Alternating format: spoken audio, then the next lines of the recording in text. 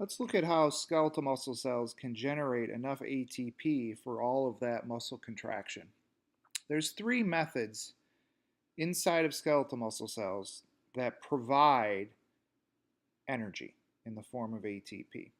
First method we're going to talk about is called creatine phosphate.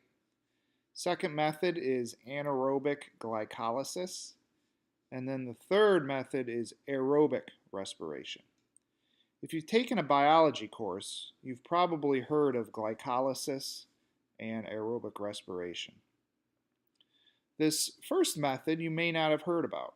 It's called creatine phosphate, and it involves a high energy molecule called creatine phosphate. Creatine phosphate can be synthesized by your liver, kidneys, and pancreas and transported to muscle cells. You can also obtain creatine from your diet. Foods such as milk, red meat, and some fish have creatine. And then some people will actually supplement with creatine, and we'll discuss that in a moment. But what creatine phosphate is it's a high energy molecule that can build up in cells when they're relaxed. So the idea is a relaxed muscle cell can harness and accumulate much more creatine phosphate than ATP. So it'll have more of this high energy molecule ready for short bursts of energy.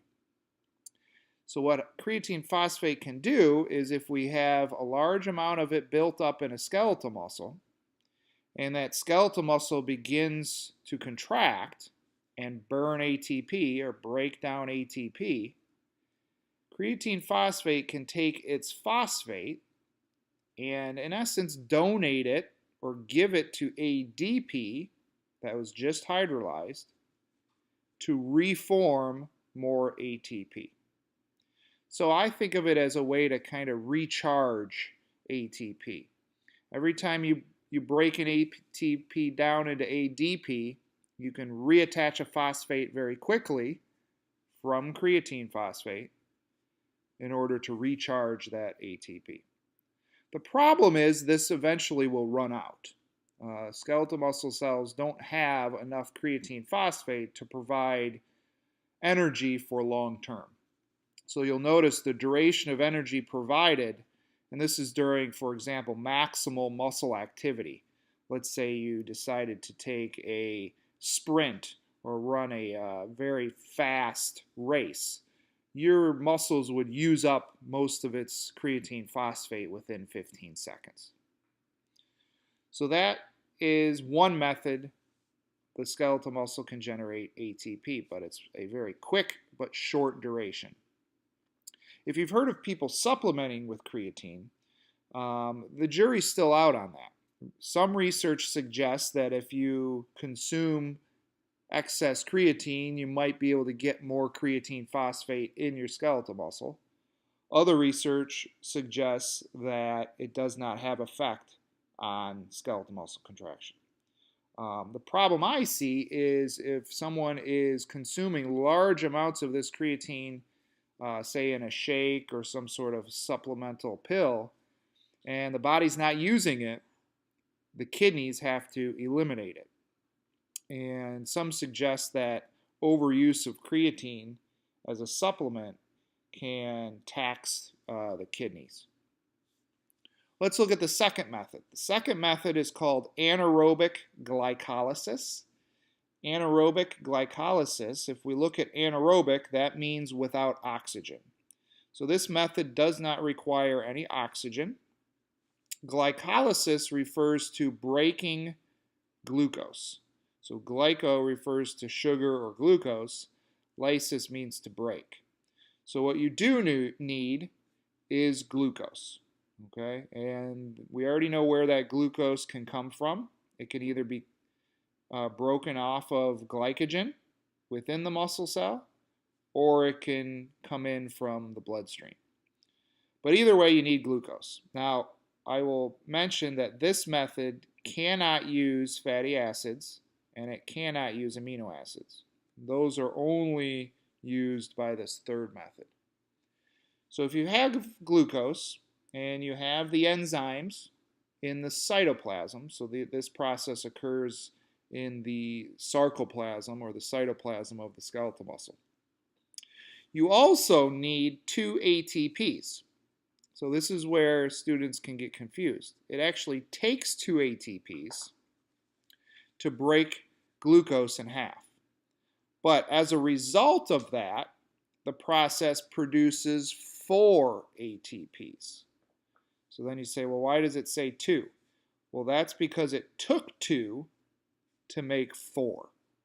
Okay, so this 2 ATPs, every time you break glucose in half, that's what we call the net result.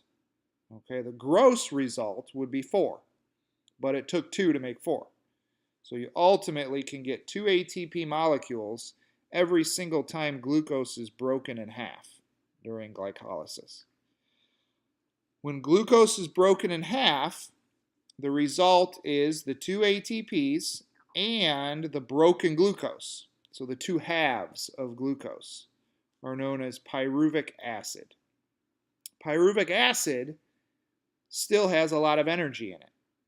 So if we want to further extract energy, we would take those 2 pyruvic acid molecules and they are going to go find a mitochondrion and be further catabolized. Catabolism means you're breaking something down to harness the energy. So we can further catabolize pyruvic acid during aerobic cellular respiration. If you don't have the oxygen, that pyruvic acid becomes lactic acid and can go into the bloodstream. Then once in the bloodstream, it can go back to the liver. Your liver can do a number of things with lactic acid. One thing the liver can do is actually convert it back into glucose, but that's a separate topic. So how much energy can a cell get from anaerobic glycolysis? Well, it doesn't look like much because the result is 2 ATPs. That doesn't sound like a lot. But this can happen very fast. The cells can break down that glucose very quickly. Therefore, it does provide quite a bit of energy. Here it suggests during maximal muscle contraction, it can provide energy for about 2 minutes. But typically, if you're exercising or doing some sort of work that requires a lot of skeletal muscle contraction, you do it for longer than 2 minutes. So after we exhaust our creatine phosphate and our glycolysis starts to run a little low because we're running low on glucose, we will then rely heavily on aerobic respiration. Aerobic respiration needs a couple things. It needs a source of energy. That's going to be primarily the pyruvic acid. Okay, that's the number one energy source in skeletal muscle. Notice it's not glucose. We already did away with the glucose. We broke it down. So it's the pyruvic acid that's going to enter the mitochondria. If we start to run low in that, we can liberate fatty acids from our adipose tissue and start to burn fat. And if we start to run low on that, we can actually grab a hold of some amino acids and use them for energy. And that's kind of the sequence. So if you're exercising to burn fat, to lose weight that way, you have to burn through all this glucose and pyruvic acid before you start really breaking down adipose tissue. So most suggest in order to get to that burning of fat, you have to exercise for more than 20 or 30 minutes. And typically we don't want to use amino acids for energy because we would rather use those amino acids for other things. So these are the 3 sources of energy. And then as the name suggests, it's aerobic, so you need oxygen. And we already know where oxygen comes from. It either comes from the stored up form attached to myoglobin, or it diffuses in from the bloodstream because of hemoglobin in the blood. So then what do you get? These are what you get from aerobic cellular respiration. You get a large amount of ATP. Most suggest 30 to 32 ATPs per original glucose. So you get a lot of energy. You get heat as a byproduct, and this is where most of the heat in your body comes from. You get some carbon dioxide. That's a waste product. All right, that's the gas that we're going to eventually transport to our lungs so we can breathe it out.